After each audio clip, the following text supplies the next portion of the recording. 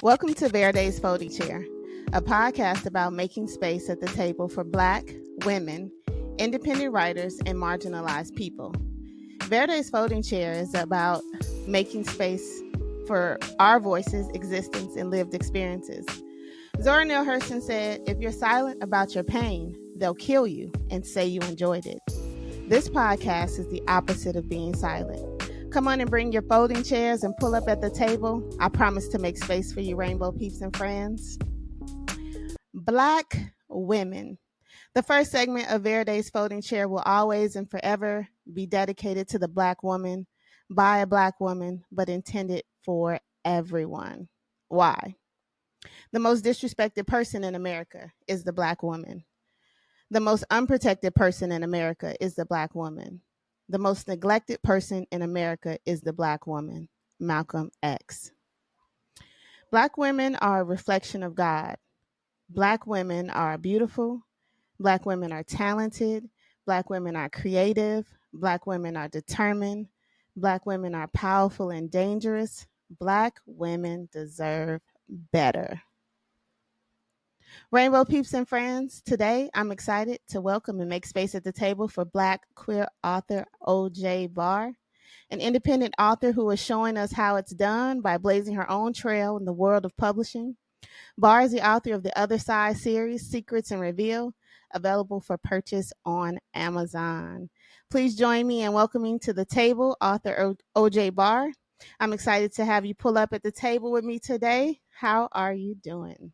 I am blessed. I'm happy to be here and to be at the table. I'm sitting in the chair. I'm a little nervous, but I'm excited for this conversation. So yes, thank you so much for having me. Yes, I'm excited. Thank you for your time today. Before we hop into anything, what are your preferred pronouns? I just want to make sure. She and her. Gotcha. All right, cool. So we'll start off by talking about your very first beginnings, if you will. Okay. What does it mean to be your mother's child? Ooh, that's a tough one. I am the oldest, and so I'm the oldest of three. And then something that I learned from one of my therapists is I'm not just the oldest, I'm also the eldest, because that can play a difference. Sometimes the younger child plays the role of the eldest, but no, I am most definitely both. So for me, sometimes I feel like I am parenting not just my siblings, but even sometimes my mom. It's wow. As she gets a little older, sometimes, helping her navigate things and, technology and everything. I mean, yes. Technology. So I take on that role, and I'm learning how to attempt to set boundaries in all areas and roles of my life. But it is one that I wear proudly, and to be able to give back to her and to spoil her and give her all the things that she deserves as, an amazing mother. Absolutely. Thank you. When did you first read The Color Purple? What kind of impact did reading it have on you?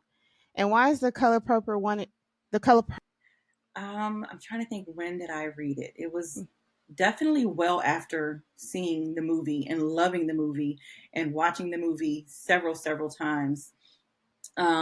So I would say I was definitely like an older teenager when I finally read the actual book. And I think with a lot of books that I read after seeing the movie, which my love is both. I'm very much an avid reader as much as I am a moviegoer.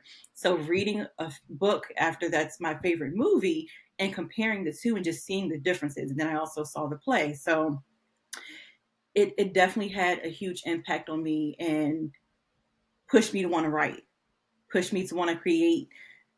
Not to say I could ever be as great, but want to create my own level and my own lane of greatness, and to hopefully one day be someone else's favorite author. That's actually one of my quotes, is your future favorite author. Yeah. So it pushed me to want that type of epicness in my life, because I mean, let's be honest, that movie within itself, the movie, the book, everything is just amazing, and it's beyond compare. I take it you're talking about the original. What do you think about the remake? I loved the remake. Yeah. Thank you. But let me also preface that by saying I was raised in the arts. So I went to performing arts middle school and the first half of my high school as well. So dance, acted, a little bit of singing, all of those things. So I love musicals. I've been doing that with all the remake stuff, like even with Mean Girls and things like that. I'm going into it with the idea of not comparing it to the original. Exactly. It's putting its own 2024 spin on it. So let's not compare it and think, oh, this is going to be a remake. It's not a redoing Yeah. of the original. It's its own new work of art. I loved it. Yeah, I loved it too.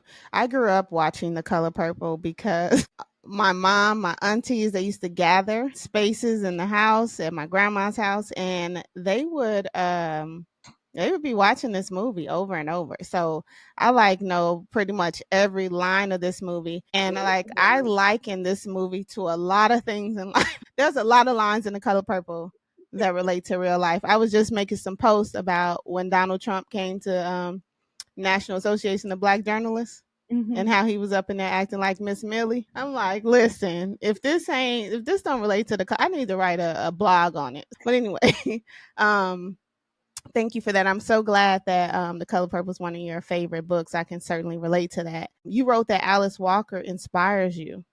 Tell us why. I mean, just her, oh my gosh, just thinking about even what we just talked about and just the creativeness, like she was way ahead of her time. Um, and she has that lane, we Mm-hmm. all, I feel like anybody who, let me take that back because I feel like that might be controversial. But We could be controversial. anybody that's serious about writing, there's just a certain group of writers that it's like you hope to aspire to be compared Absolutely. to someday. Mm-hmm. And she is absolutely at the top of that list. I mean, we grew up reading her, and then Eric Jerome Dickey, Mary Monroe. And it's just like to ever create my own lane, to say that she's, even just to say she's the LGBT version of any of those authors is just like praises. I just always feel like she was ahead of her time. Absolutely. One of the things I always think about Alice Walker, which makes her so dope, is that she went and resurrected Zora Neale Hurston's career, her epic career that they Mm-hmm. tried to bury along with her grave. And she Mm-hmm. went and put that tombstone on that grave, and I'm like, man, like you're so dope for that, right? That, you're a trailblazer for that in itself. And Yes. I love having writers on here who talk about other Black writers, Mm-hmm. because when we're sitting in these classes and we're on these websites purchasing books and things like that, we're not featured. We're not at the top. We're not out there. But these are some phenomenal writers. Absolutely. Absolutely. And it's like I shouldn't have to put that in as a filter in order to see people or authors that look like me. That's the only way to really get to that, is if you put in a filter lesbian, black, female, anything like that, in order to be able to see those books. There's not automatically on the front page there. Yep. Speaking of Alice Walker, she has a quote. The most common way people give up their power is by thinking they don't have any. Mm. Tell us about a time when you gave up your power and what you did to get it back. Ooh, okay, give me a second on this one. A time I gave up my power. That's something, honestly, that I am recently working through. That is Mm-hmm. something that even my therapist says, with small moments that I don't even realize are a big deal. I'll give you a simple example. My wife and I are out to eat, and it was pretty empty at the restaurant. The waitress says, wherever you want to sit. And she takes us to a table, and my wife is like, is this okay? And she knows me by now. So I'm like, yeah, this is okay. She's like, this isn't okay. Why won't you just speak up and say, no, I don't want to sit in the middle of the restaurant at this table. I want a booth in the corner in the back, or, Yeah. something more cozy. And I've kind of trained myself that way sometimes, to, it's not that big of a deal. I don't always have to speak up. And what's funny about that is I'm an advocate in my professional life. So Mm-hmm. I've made it my goal. It's my passion. It's what my purpose is, to speak up for others that don't have a voice. I will be quicker to speak up for you than I will for myself. I So think that is like the theme of the Black woman, ain't it? You know what I'm saying?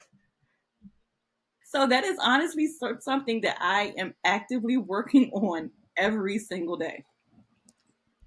I love that. I love that answer. This is real. So I'm reading The Other Side, right? The first book. preparing for this interview. Okay. Okay. Okay.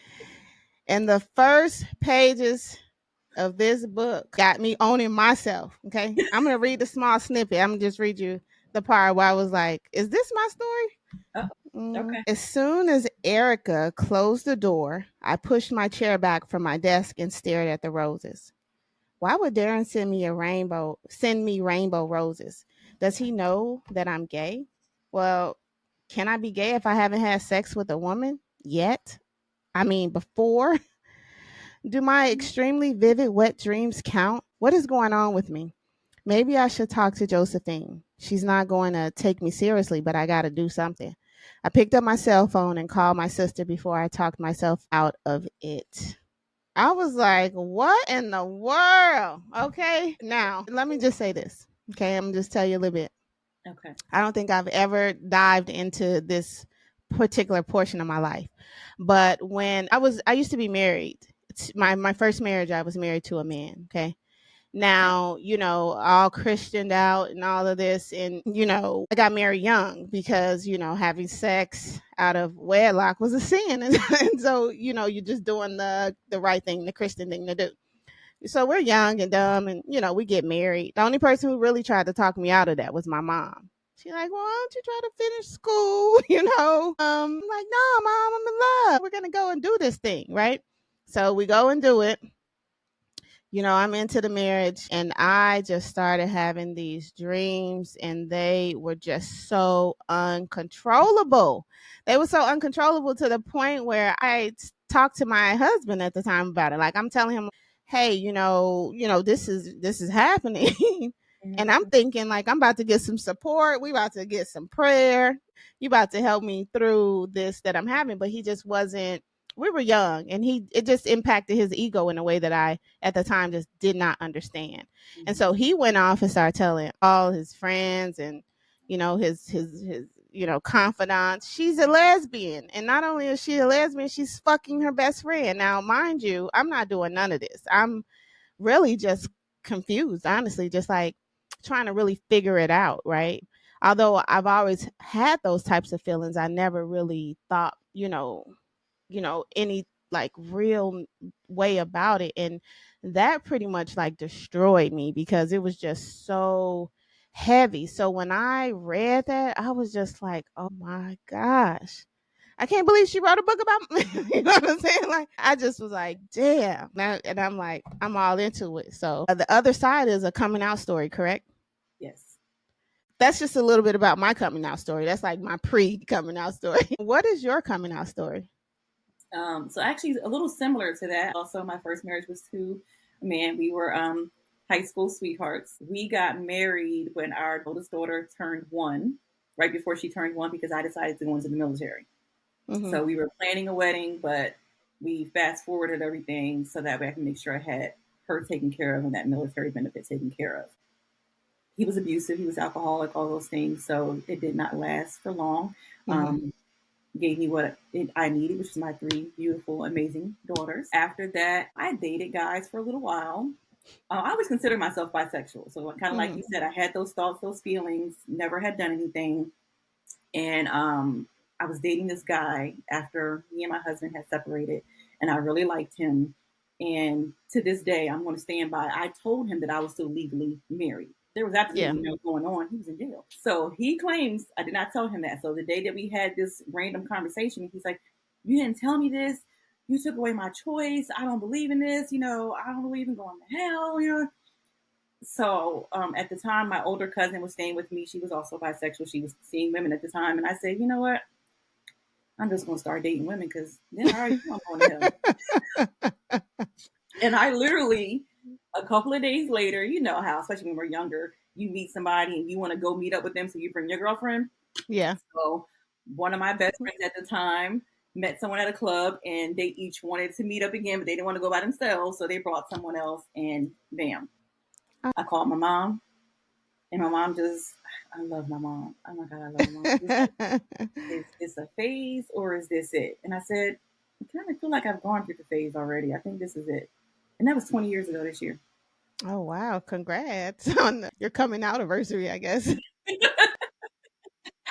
Awesome. Thank you for sharing that. Thank you for sharing that story. I think just like you wrote this book, when we share those stories like that, people don't feel so alone. You Mhm. know, you're a successful independent author who's active in when it comes to marketing, interviewing, and promoting your books. This can be challenging for new authors. What advice or tips do you have for us as we begin or continue our journeys along this path?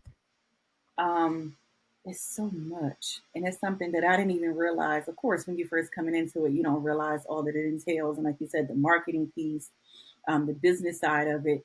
And honestly, all I want to do is write.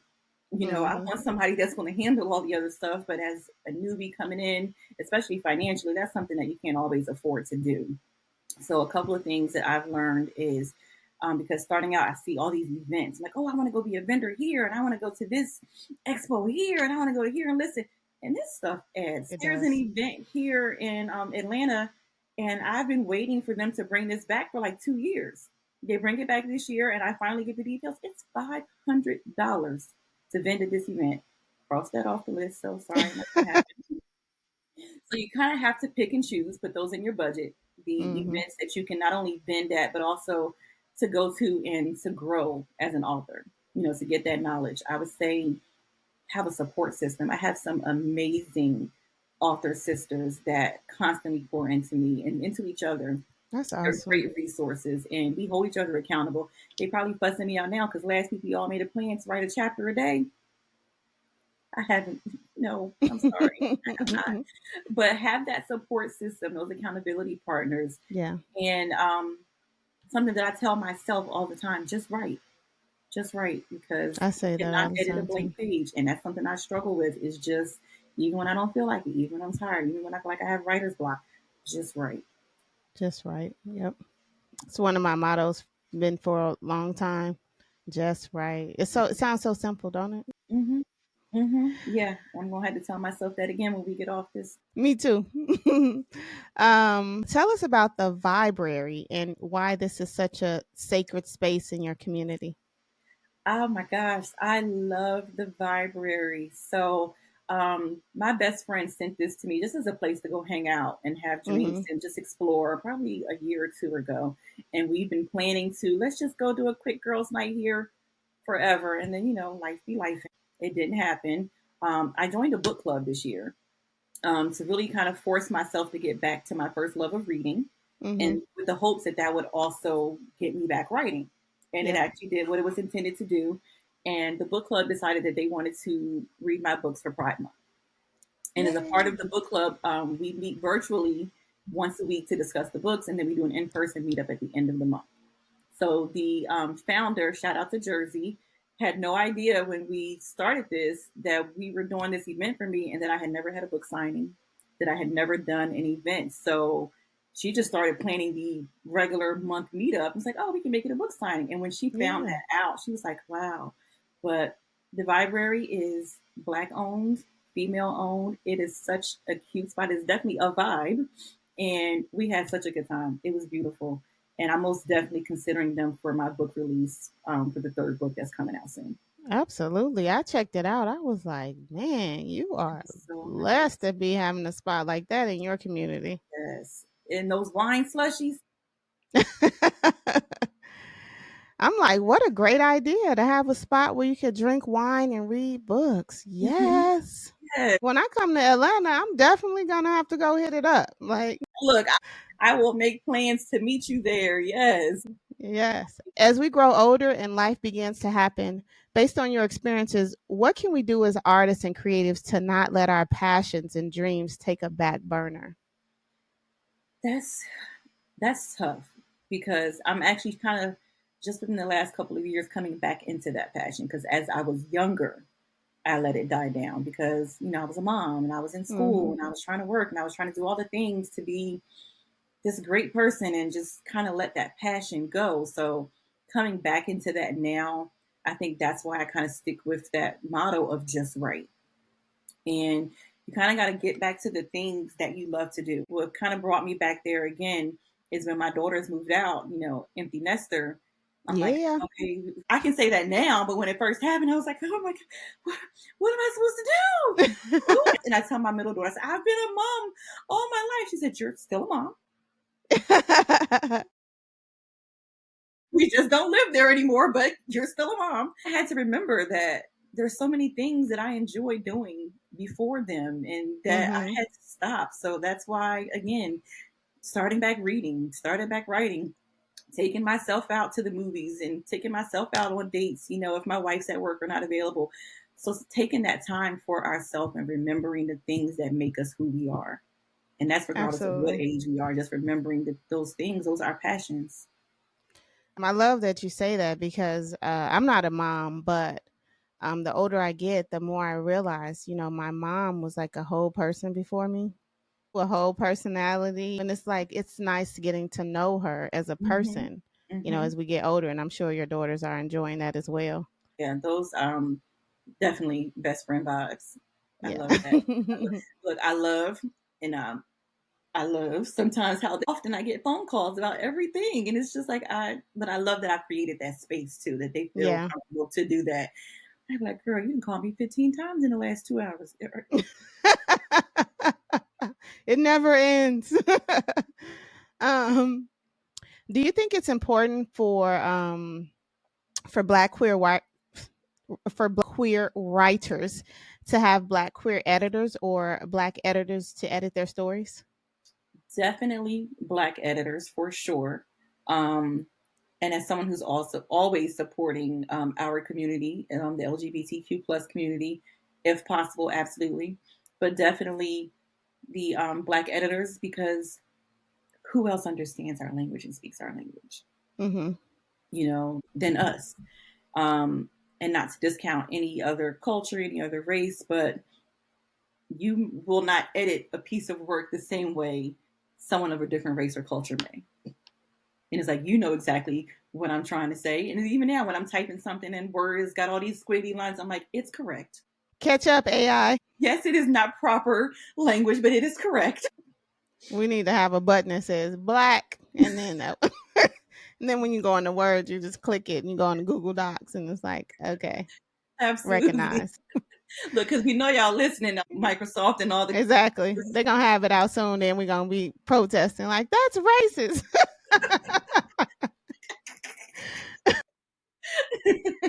What challenges have you faced or continue to face being a black and queer living in the Bible Belt of the South? Hmm. I can honestly say I have not met many. Um, and that may just be because I have a blind eye to them in a sense. Mm-hmm. I've always just been authentically me, unapologetically so.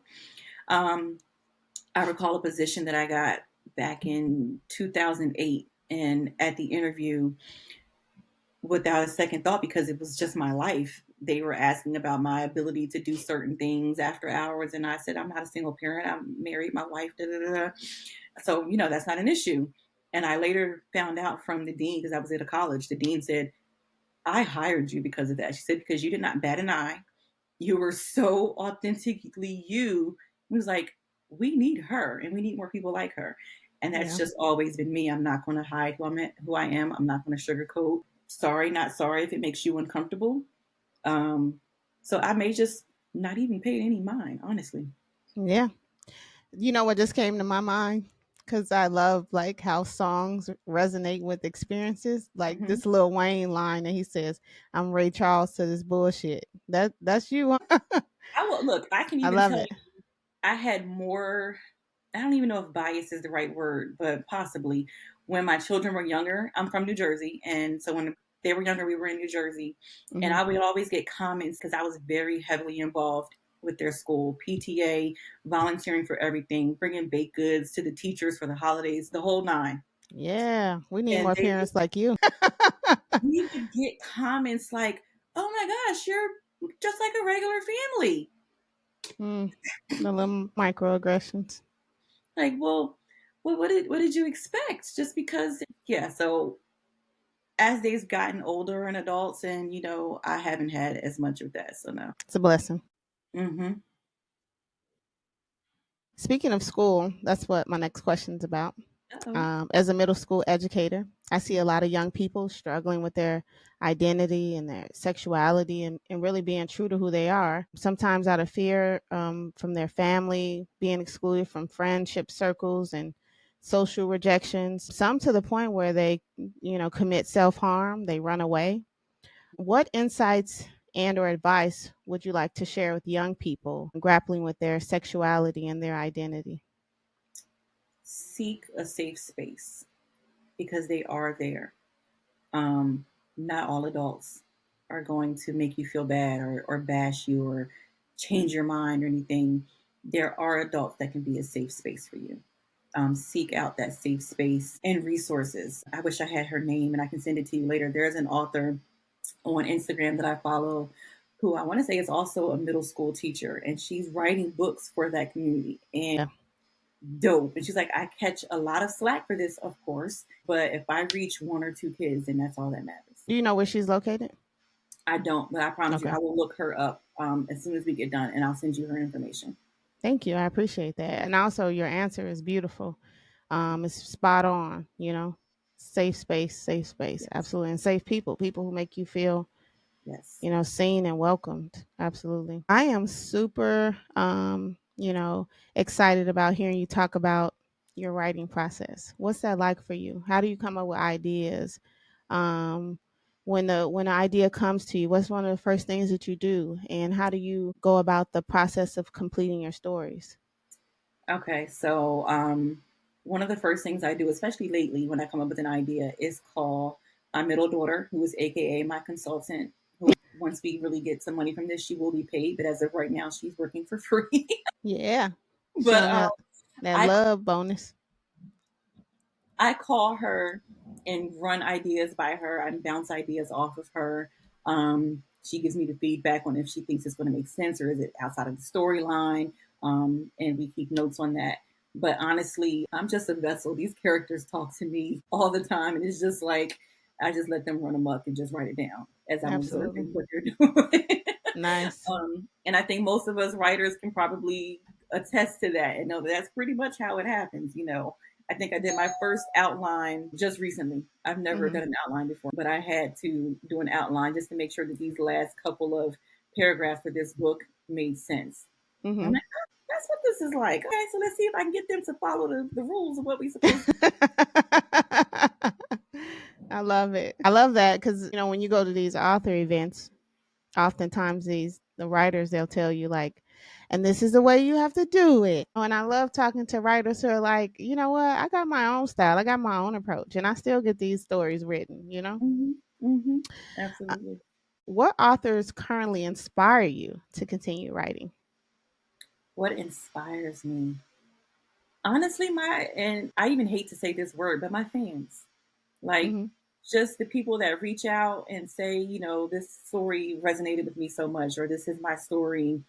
Even like you said, like, wait, you just wrote my coming out story. Those incidences, or I've had people like friends of friends or family who will call me to argue about a point in the book and how they thought this is what's happening. It wasn't. That inspires me. Just hearing the people that love the work and that Hmm. I'm still touching people no matter how long it's been or how long it will be. So that's inspiring for me. And do you have any authors who inspire you as well? Yes. So shout out to my Bragg sisters. That's my Black romance author group. Um, Okay. Jay Nicole, who has written over 50 books. I think she might have hit 50 this year. Connect with her because I need to know how it's done. Okay.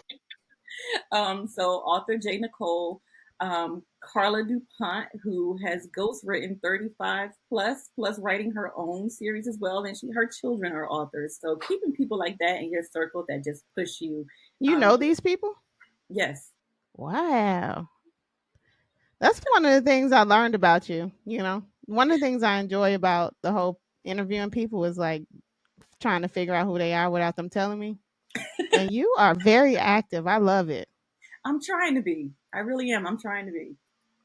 So you Yes. said Carla DuPont and Yes. Carla DuPont, Jay Nicole, Bella J, Cher Therese. These are all amazing authors. I wish I could name them all, but there's literally about 30 so in our group. But these are Wow. some amazing Black women who are out here killing it. Sharon Y'all need Terese, to who let me in. travels to write her books. She travels to Bali. So She I'm sorry, travels. can you say that again? Sharon Terese, Mm-hmm. she travels for her books. So if her book is set in Bali, she went to Bali and did the research. Oh, I love that. Right. So, I mean, you're getting authentic experiences from her. So, I just love it. They are very inspiring to me all the time. Okay. You're gonna have to tell them who I am and tell them to Absolutely. open that door up and let me on up let me on up in there. I sure um will. tell us well you already well let's see. Tell us about 3 Black queer authors we must add to our TBR list. I mean, you Mm. already just gave us a ton, so So, I will say those that I mentioned are Black women authors, not queer authors. okay. Um, but you did Tuesday Harper. I love Tuesday Harper. First of all, she is hilarious. Yeah, she is. I enjoyed um, hanging out with her. Rose Smith is one as well. She does Rose? like Ro, Ro. Rose Smith, and she does like little quickies. That's what she Mm-hmm. calls them. She has a couple of books with little quickies, and they real hot and steamy for a page and a half. I'm like, dang, that was quick. That's why it's called the quickie. Okay. And Shade, and Shade as well. Yes, I love and Shade. And Shade. Mm-hmm. Got it. Okay, cool. Well, I'll be adding them to my TBR, checking them Yes. out. So we're privileged to have books 1 and 2 of The Other Side. They're available to read now. What can your anxious readers anticipate from you next?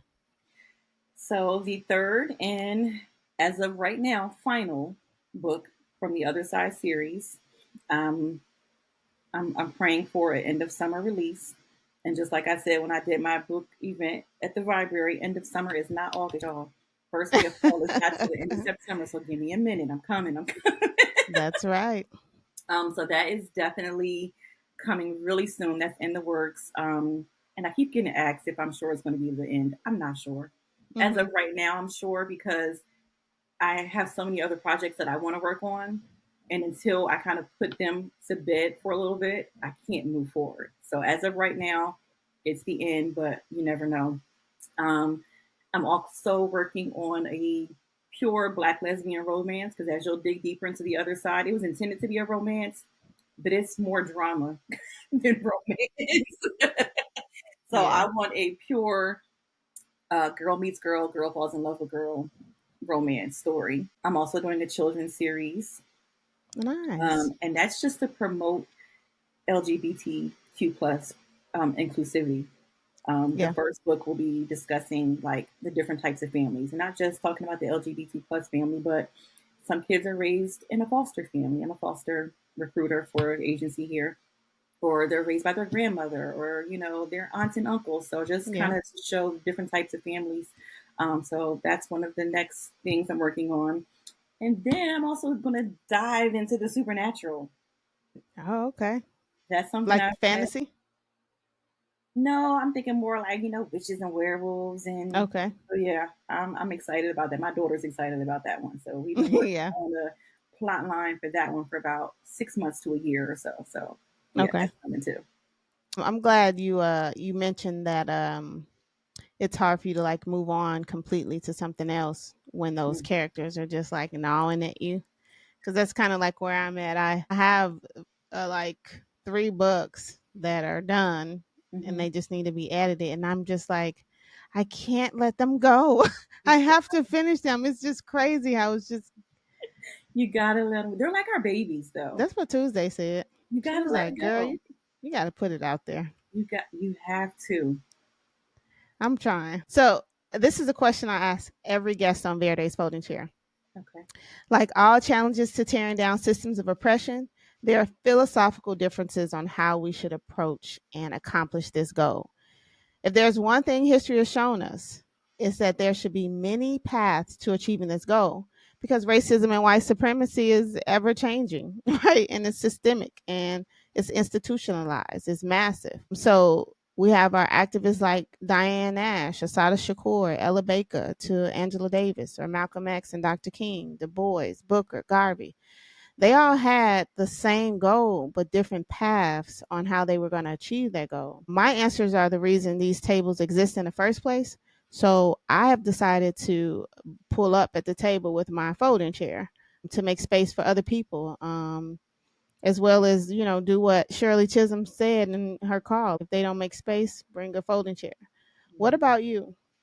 Are you building your own table, or are you bringing a folding chair, and why? I'm bringing a folding chair because I feel like this is something that we all have to come together to do. Mm-hmm. And being divisive on it isn't going to get us anywhere. It hasn't gotten us anywhere. I think one of the biggest things is that we do not realize the importance of our dollar. We could shut down so much more if we could stand firm on where and how we spend our money. And I'm going to be honest, I struggle with it at times too when they have the Yeah. blackout days, and it's like, but I really need to. No, I don't. I don't. I can wait till tomorrow, order this from Amazon. But if we really stuck to our guns on things like that and really showed them how powerful we are, we could really make so much more of a difference. But we all have to come together on it in so many different ways. I agree. We have to recognize how powerful our dollar is, Mm-hmm. and how much money we actually contribute to this Mm-hmm. this country. I think they said it's like trillions of dollars. Absolutely. I can believe it. Because how Yeah. many of us are spending dollars we don't even have for things? So if we could circulate that in the right neighborhoods and, you know, black out those that show them so we can show them that, hey, our dollar does make a difference. Mm-hmm. Yeah. Thank you for that. All right, Rainbow Peeps and Friends. I am your host, the writer Verde Arzu, sitting down with our special guest, the inspiring O'Jay Barr. Be sure to visit ojbarr.com to pick up a copy of books 1, Secrets, and book 2, Reveal, of the Other Side series. You can keep up with this author daily by following on IG and TikTok at author_OJ Barr, and Facebook at OJ Barr author page. It's been an absolute pleasure sitting down talking with you. I feel like I know you in a lot of ways. So I appreciate your time today. Thank you so much. Thank you. This has been a long time coming, so I'm happy to be here. Do you remember I won your book a long time ago? I love that book. So come on with some more, please, and thank you. I'm working on it. I do appreciate your time today. It's Friday. Hopefully you got there was some wine in your glass Absolutely. and you enjoy your weekend. Thank you so much. Thank you. You too. All right, have a great day. Hey, Rainbow Peeps and Friends. Black, local, independent. You can be one, two, or even all three of these things, but you can't be none. It has been a minute, y'all, since I have had the Black, local, and independent section on Verde's folding chair, but we are back and in full effect. I am meeting so many people who fit into either all three of these categories or at least one of them. And it's important for us to shout each other out, to show support for each other, because if not us, then who? Okay. Today, I want to show some love to A Seat at the Table bookstore. It has been in the Sacramento community for a few years now, and it is the spotlight of today's segment. Its website says, "Welcome to A Seat at the Table Books." A Seat at the Table Books is a family owned bookstore in Elk Grove, California, that fosters community through representation in our curated book selection, eco-friendly coffee shop, and mission-driven events. We strive to be a third space that is safe and affirming for all identities. And I must say that when I go visit A Seat at the Table bookstore, I absolutely feel welcomed. It feels like a safe space. It has a good vibe. And sometimes my friend and I, who is a writer, shout out to Katie, we go and we hang out there and we do our writing. And sometimes we happen upon events that are happening where they are supporting other writers, other independent writers, and writers who aren't independent. I see a diversity of people in the store, and I just love it. And another reason why I want to shout out this bookstore is because I feel like they are putting they're not just talking, you know what I mean? They are actually about that action. And and y'all know what I mean, especially my black people when we say they about that action. Because they reached out to me after I filled out a Google form. They put my book in the bookstore, which for me was absolutely amazing as an independent writer, especially as a black queer independent writer who is out here doing it all by myself. It's the first bookstore in town who actually put my book inside of their store. And I just love it. And I just think that that just shows that they are not just words, but they are also about action. And they also, inside of the bookstore, they have a whole local section, like an entire section dedicated to local writers. There aren't any other types of books in that section. It's just dedicated to local writers. And I absolutely love that. I think a seat at the table was in fear of closing down, and that was definitely concerning. So if you go to their website, and what I believe it's a seat at the table books.org, you can become a contributing member. You can also order books online. You can visit the store if you are in or around town and check it out. And they have so many different events now and so much going on for the community to come out and visit. Today, I think they're having an open mic night, which I might actually get a chance to go to. And I just love what they're doing in the community. I remember when it first opened, I was going to the nail shop that's like right next door to it. And when I saw a seat at the table, actually, I thought I was just like, oh my God, is this a black owned bookstore in Elk Grove? It's not black owned, but it's definitely for the community, and it's very diverse and it's for everybody. And so I absolutely love that, just the title alone. Of course, it relates to my podcast, which is Verde's Folding Chair, because of Shirley Chisholm, right? And that's where that name comes from, a seat at the table, right? Because if they don't give you a seat at the table, you best bring a folding chair. I definitely love that they are sticking to the history of that phrase, and they are in the community to uplift, to build as they climb. And I'm an example of that. And I know there are other artists out there who are also an example of that. So shout out to a seat at the table bookstore is a locally independently owned, family owned bookstore that we should all check out and support. Teachers are powerful. Tap in. Now, y'all, I am getting ready to head back into the classroom. I have so many mixed emotions about it. I really do. I'm just going to be honest with you. Seeing the kids, they always bring me back to my why and my purpose for what it is that I do. I just received some disturbing news about the district that I teach in, and in regards to our black students, and just brought me right back to my why and who I am. I'm systems disruptor. And we know these systems are systems of racism and white supremacy. And when we see those systems doing what they are intended to do, I'm one of those people who steps in and says, nah, we ain't doing it like that. And it causes me to not have very many friends at the school that I teach. And I'm quite comfortable with that. There are quite a few teachers on campus who absolutely do not like me, and who, if they were really honest, were afraid of me. And I don't care. I'm not a scary person.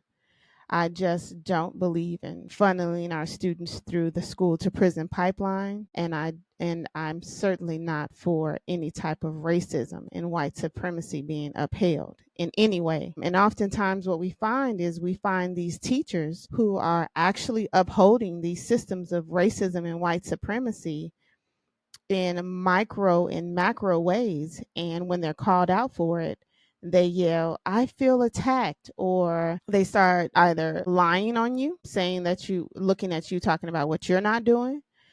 They scream that they've been attacked, especially if you're black, and especially if you're a black woman. I don't know, black woman, black man, they feel attacked. And I'm just not for the bullshit. And I am so well rested and ready to go this school year. May the odds be ever in your favor. And that's all I have to say about that, because I am here to do exactly what the school district continues to tout and continues to receive awards and accolades for, which is diversity, equity, and inclusion. So, with that being said, let's move on. Homework check. Remember, our assignment was to Google ACLU Cal Action State of Black Education and to read over the report card. Have you been doing that? I hope so. Because I am going to read to you today a little bit about actually the reason why I'm a systems disruptor right now. Another reason is because I went through the public education system in the United States of America. I know just how much they are undereducating Black and brown babies and why the statistics are what they are. And I feel like we need to really start looking at who is the culprit behind why these things are happening. Because we can continue to look at the data, we can continue to talk about the kids, but kids are just coming into the classroom. We have to talk about our responsibility as teachers and why Black students continue to disproportionately be impacted in the most negative ways. And until we're comfortable actually talking about Black students and saying Black, not people of color, okay, not BIPOC and all of those things, we're actually talking about these Black kids who continue to be at the bottom of everything that they're supposed to be rising to the top in. I mean, every category. And we can't be afraid of that. Because when we lift from the bottom, everybody else rises too. So when we say Black, Black is inclusive of everyone else. And that is the thing that racists and white supremacy leaders try to twist by saying, say things that are just absolutely ridiculous, like reverse racism, when you really try to hone in on a particular group like Black people who oftentimes are at the bottom within these systems. It's okay to look at them. It's okay to spend time on that, because you're only as strong as your weakest link. So if you can tighten up and strengthen your weakest link, everybody else benefits as well. And Black organizations and people who are focused on the Black cause and improving Black situations and systems for Black people, then everyone else benefits as well, because you're pulling from the bottom. Okay? Gosh. So I'm looking at the state of Black education. Remember, you were supposed to go to Google ACLU Cal Action State of Black Education. Okay. And I'm just going to read you under the report section, student outcomes and academics. And I'm just going to start reading for you. And I want you to tell me if it makes sense to you. Standardized test score gap. Only 17% of Black students met or exceeded the California assessment standards for math, compared to 49% of white students in 2022-23. With English, only 30% of Black students met California assessment standards, compared to 61% of white students. We have to ask ourselves, why? Okay, let's look at AP IB advanced course gap. Only 3% of California's AP and IB students are Black, although they are 5% of the student population. The A through G college prep gap.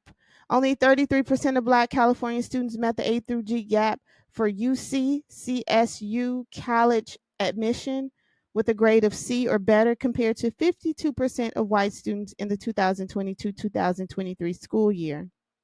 Graduation rate gap. Roughly 78% of Black California students graduated high school, compared to 90% of white students in 2023. Come on, y'all. Okay. We can continue on with that racist rhetoric of Black people just don't and can't and won't, or we can really start looking at these systems of racism and white supremacy. We're overrepresented in special education. We are held back at a higher rate. I mean, it just goes on and on. Okay. And hopefully you have taken the time to look at this report. It's definitely going to be the fire inside of me this school year, even though I really don't need any other motivations. I have all the motivations I need because I work with the teachers. I ain't gonna even say that. I got all the motivation I need. That's all I'm gonna say about that. I have all the motivation I need. So that's all I have to say about today's teachers are powerful. And the reason teachers are powerful is because we are actually the ones who can change these statistics. It is us. We can look at these students and we can begin to make these critical changes that need to be made in the classroom. We can stop being afraid of our Black students. We can stop kicking our Black students out of the classroom. We can start getting to know the Black culture and what it means to teach Black students, understanding the Black language, because we do have our own language. African American vernacular English is an actual thing. We can just start being more inclusive and going to professional development trainings. If you are treating your Black colleagues with exclusion and they are telling you directly about yourself, absolutely know that you're doing it to those babies, because they aren't able in the same way that we are as adults are to speak up for themselves. So whenever I am addressing teachers about the way that they are treating other teachers and the way that they act within departments, I absolutely know that behind those closed doors, when they're in the classrooms by themselves, exactly what they're doing to students who look like me and act like me. And I'm a teacher and I am powerful. Tap in. All right, Rainbow Peeps and Friends, it's time for me to share my positive thought for this episode. And today's positive thought comes to us from Alice Walker. I chose Alice Walker today because we've had author O'Jay Barr on the show today, and we talked a lot about Alice Walker. Alice Walker is an inspiration to author O'Jay Barr. I found some powerful quotes from Alice Walker, and I like to share one that comes from The Color Purple, which we also talked about today on the show. So here we go. Have you ever found God in church? I never did. I just found a bunch of folks hoping for him to show. Any God I ever felt in church, I brought him with me. And I think all the other folks did too. They come to church to share God, not find him. That's from The Color Purple, written by Alice Walker. And I just absolutely love that quote, because one of the things that I think, it's important for us to know and recognize is that we are, in my opinion, and the way I feel and believe, we are creators. We are created from God. And if God created us like our parents birthed us, God must be in us. Thanks for joining me this week on Verde's Folding Chair.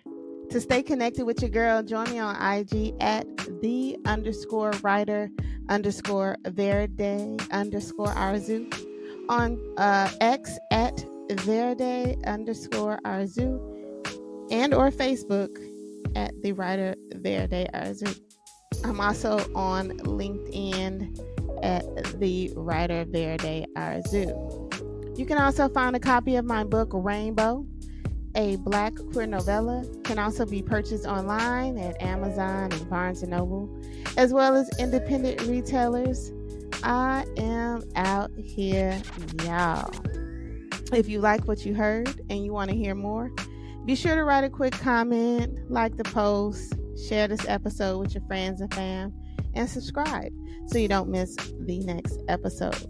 Any of these options are free to you and take up so very little of your time, but it means the absolute world to me, and I mean that especially as a Black independent artist. I appreciate you, Rainbow Peeps and Friends, and remember, if they don't give you a seat at the table, bring a folding chair.